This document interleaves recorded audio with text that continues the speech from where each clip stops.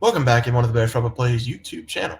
Today is Saturday, December 14th, and I'm back breaking down some more NBA plays. I am glad to be back, first video back, I should say, since Monday.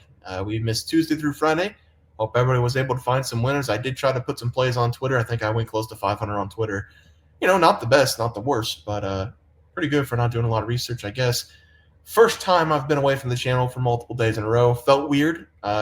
It was nice. I'm not going to lie. It was very nice, but I am excited to be back. NBA Cup's looking really nice. Have some really strange teams in there, teams getting hot at the right time.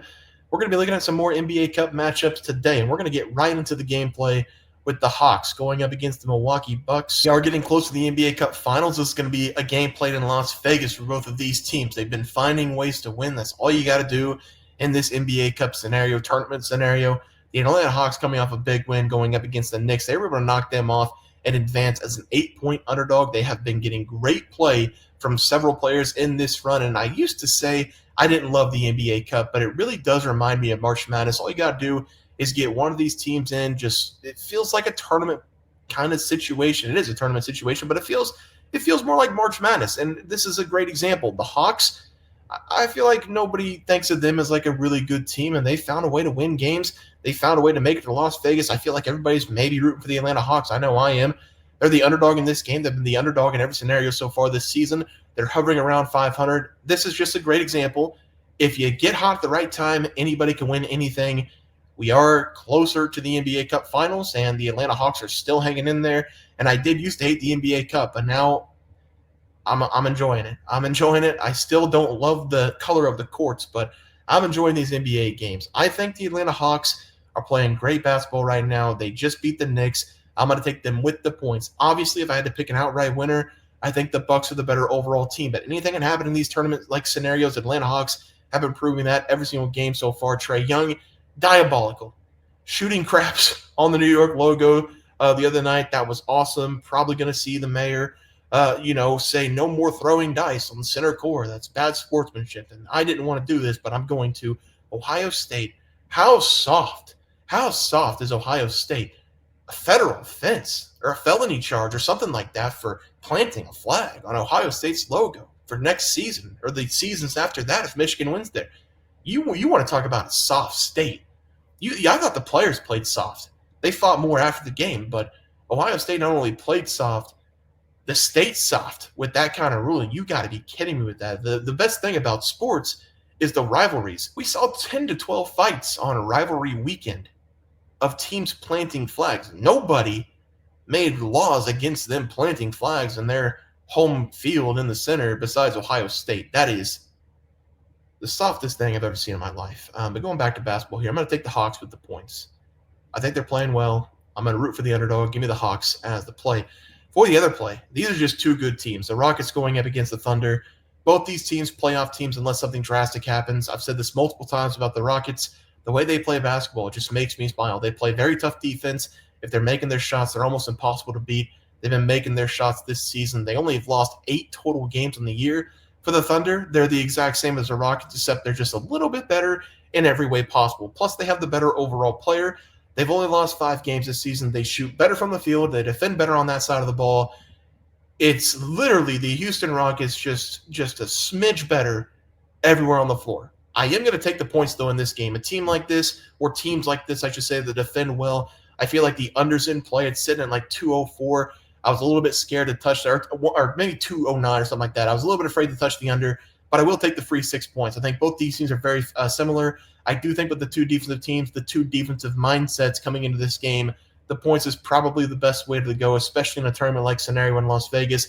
Neither one of these teams will be familiar with the rims. I do think that helps the Thunder in a weird way a little bit because I feel like they're better at attacking the rim more than the Rockets. I feel like the Rockets have some guys on the outside, Dylan Brooks, Jalen Green, that are like extremely aggressive on the outside. They are sometimes very good at shooting threes, but sometimes they aren't. I feel like the Thunder might have more success on the inside than the Rockets, so that does benefit the Thunder a little bit with the new rims and the new gym playing in a different arena, but I still think this one's going to be under the total number, and I'm going to take the points because of that. I think both these teams are very familiar. Give me the Rockets here, +6 as the play.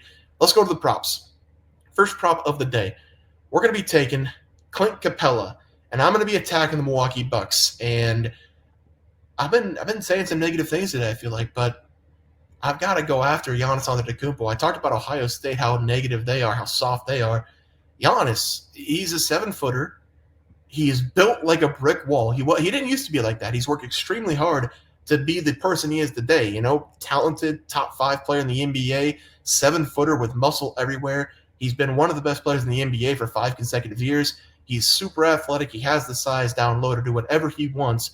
Last couple of days, he's just not getting rebounds. That's just an effort thing, I feel like. That's why I'm going to go take Clint Capella here.